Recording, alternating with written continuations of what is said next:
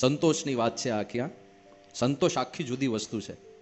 મેં તો એવા અનુભવ થયા હમણાં, કારણ કે શૂટિંગ માટે ઘણી વખત અમારે આદિવાસી વિસ્તારમાં જવાનું થયું, અને એની સાથે સાથે આ વિચરણ દરમિયાન સૌથી સમૃદ્ધ માણસોના ઘરે પણ પધરામણી કરવાની થાય. એટલે બેઉ એક્સ્ટ્રીમ જોવા મળે આપણને. આમ શ્રીમંતમાં શ્રીમંત માણસના ઘરે પણ આપણે ગયા છીએ, એને પણ મળ્યા છીએ, અને ગરીબમાં ગરીબ માણસના ઘરે પણ જવાનું થાય. પણ સુખનું લેવલ એની સમજણ ઉપર આધારિત છે, સંપત્તિ ઉપર નથી. મોટા મોટા બંગલામાં રહેતા માણસોને રડતા જોયા છે, અને સાવ સાધારણ ઘાસની ઝૂંપડીમાં ગાર માટીની નીચે ફર્શ હોય, ફ્લોર હોય, એવા ઘરમાં રહેતા માણસોને શાંતિથી ઊંઘતા જોયા છે. એટલે આખું સમજણ ઉપર જાય છે. હમણાં અમે મહેસાણાથી સારંગપુર જવાનું હતું, વચ્ચે કલોલ પાસે થોડો ટ્રાફિક હતો, તો ગાડી ઊભી રહી. અમારી ગાડી એવી જગ્યાએ ઊભી રહી, બાજુમાં પેલું પોળું ડિવાઈડર આવે ને, ઘણા રસ્તાઓની વચ્ચે આમ 7-8 ફૂટનું પોળું ડિવાઈડર હોય છે, વ્યવસ્થિત ઉપર બ્લોકને બધું નાખેલું હોય, એવું ડિવાઈડર હતું. એ ડિવાઈડર ઉપર એકદમ બિચારા ગરીબ માણસો, પણ ખુદદાર. ગરીબમાંય તે અમુક ભીખ માગે એવા હોય છે, પણ અમુક એવા હોય છે કે ધંધો કરીશું પણ ભીખ નહીં માગીએ.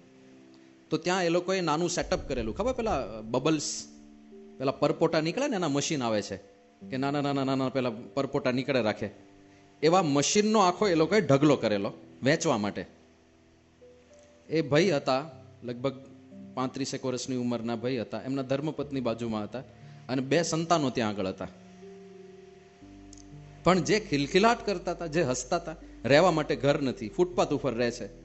હા, ત્યાં પેલું સાધારણ કાપડ જેવું પાથરીને આ બધા એને પેલા રમકડા ગોઠવેલા છે, અને એનો વેપાર કરે છે. સામે કસ્ટમર કોઈ હતો નહીં, લગભગ 2 વાગ્યાનો સમય હતો, જમવાનો ટાઈમ થયો હશે. તો એમાં પેલા એમના બાળકે ડબ્બો ખોલ્યો, એક ડબ્બામાં 4 કે 5 રોટલી હતી, આટલો ડબ્બો હતો, અને એમાં ઉપર 1/2 ઇંચ જેટલું ખાલી હતું, એટલી રોટલીઓ હતી. એટલે આપણે પેલા ગામડામાં જે જાડી રોટલીઓ હોય ને, એવી ગણીને 4-5 રોટલી હશે. હું જોતો હતો કે એની સાથે બીજું શું છે, શાકમાં શું છે. શાક તો હતું જ નહીં, પણ એક કોથળીમાં 2 વાટકી જેટલી દાળ હશે, પ્લાસ્ટિકની કોથળીમાં બાંધેલી. બસ એ એમને જમવાનું હતું. પણ ચહેરા પર આનંદ હતો બધાને, એકદમ હસતા હતા. પછી મને વિચાર આવ્યો કે ગાડીમાં પ્રસાદ પડ્યો છે, આપણો મંદિરનો પ્રસાદ પડ્યો. મેં પેલા નાના બાળકને બોલાવ્યો અને પ્રસાદ આપ્યો.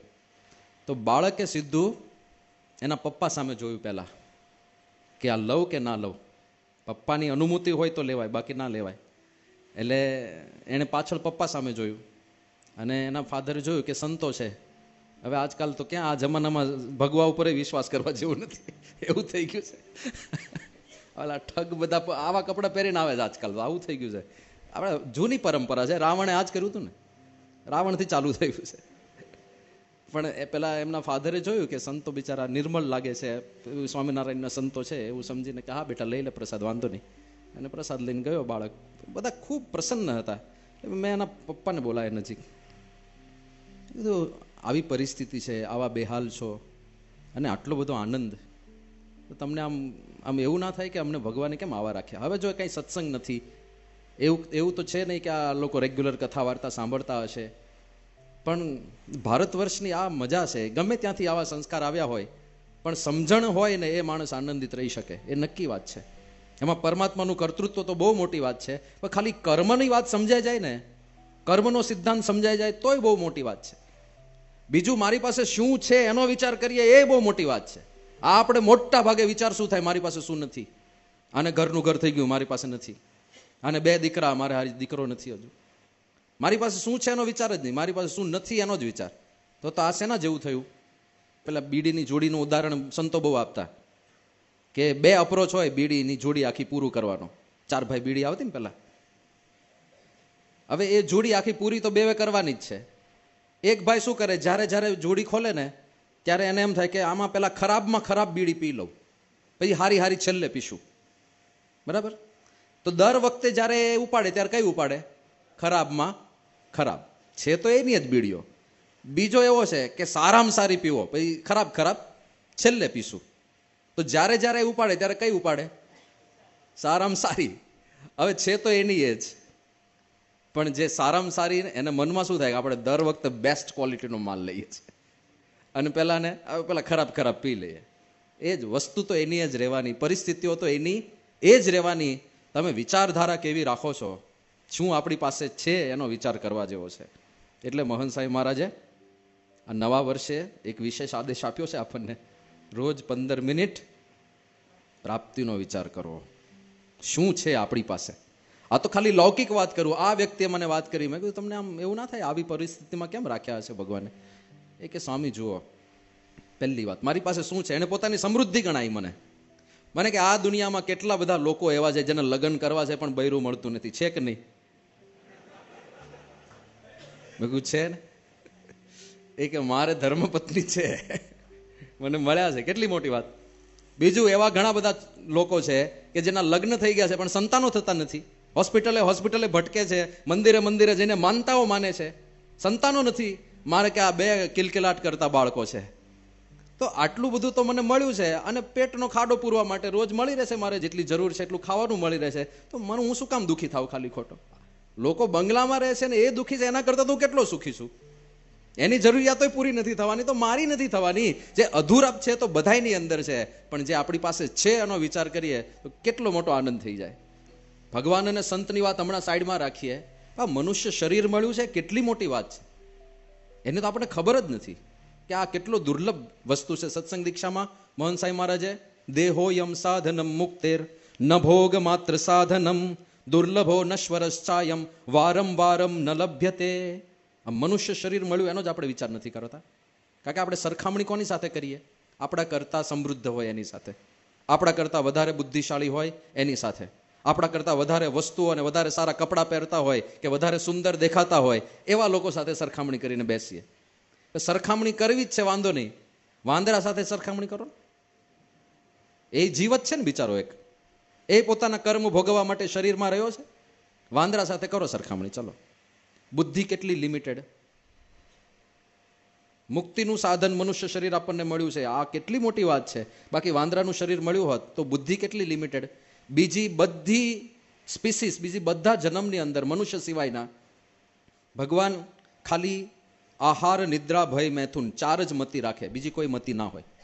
આહાર નિદ્રા ભય મૈથુનમ ચ સામાન્ય મેતત પશુભીર નરાણામ ધર્મો હિ તેષામ અધિકો વિશેષો ધર્મેન હીના પશુભી સમાના. કૂતરો હોય કે બિલાડું હોય કે વાંદરો હોય, એ બધાને 4 જ વિચાર આવે. આહાર ખાવાનો વિચાર આવે, નિદ્રા ઊંઘવાનો વિચાર આવે, ભય હાથમાં પથ્થર લો કૂતરો ભાગી જાય, વાંદરો ભાગી જાય, બીક લાગે બધાને, અને મૈથુન પ્રજોત્પત્તિ થાય, પોતાનો સંતતિ વેલો આગળ વધારે. આ 4 વસ્તુ બધા પ્રાણીઓમાં હોય.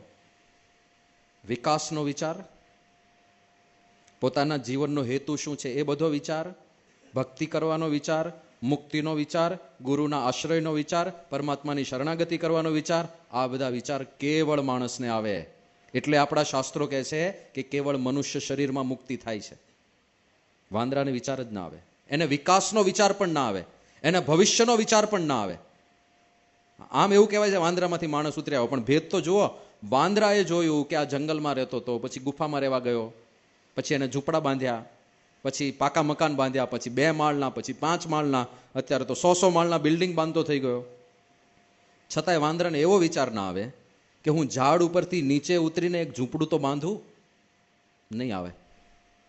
કારણ કે કોઈકે એમની બુદ્ધિને જકડી રાખી છે, એની સિવાયનો વિચાર જ ના આવે, ક્યારેય ના આવે. એ બધી યોનિઓ કર્મ ભોગવવા માટે છે, અને નવા કર્મ થાય છે ક્યાં? મનુષ્ય શરીરમાં. આપણે બુદ્ધિપૂર્વક નિર્ણયો લઈ શકીએ કે મારે આ કરાય, આ ના કરાય, આ કરાય, આ ના કરાય. બધી વિવેક બુદ્ધિ માણસમાં છે. જન્મના હેતુનો વિચાર માણસ જ કરી શકે, મુક્તિનો વિચાર માણસ જ કરી શકે, વાંદરાને વિચાર ના આવે. તમે આમ આપણને એકદમ બેઝિક જેવું લાગે કે આવું તો ખબર પડે કે નહીં, બાળકને ખબર પડે. જેમ કે વરસાદ આવે તો માથે તાડપત્રી રાખીએ કે છત્રી રાખીએ તો આપણે પલળીએ નહીં. આ કાંઈ બહુ સાયન્ટિફિક વિચાર છે બહુ મોટો? હા, એ તો બાળકને ખબર પડે ને. અને કદાચ પોતાને વિચાર ના આવે તો તમે બીજા કોઈકને જોવો છત્રી પકડીને ઉભેલો, પછી તો તમને વિચાર આવે ને કે હારું આ કરાય. હા, આપણે છત્રી પકડીને ઉભા રહીએ તો વરસાદ ના લાગે. ક્યારેય કોઈ વાંદરાને છત્રી પકડીને ઉભેલો જોયો? વાંદરો વાંદરીને 2 બાળકો ઉભા હોય કે હાલો આખું ફેમિલી ઉભા રહી જાવ છત્રી નીચે, વરસાદ બહુ આવે. નહીં, એવો વિચાર ના આવે. બીજાને જુએ છત્રી પકડેલા તોય વિચાર ના આવે. તમારા હાથમાં સફરજન હોય તો વાંદરો આંચકીને જતો રહેશે, પણ કોઈ વાંદરો કોઈની છત્રી આંચકીને જતો રહ્યો એવું થાય? નહીં, એ વિચાર એને ના આવે.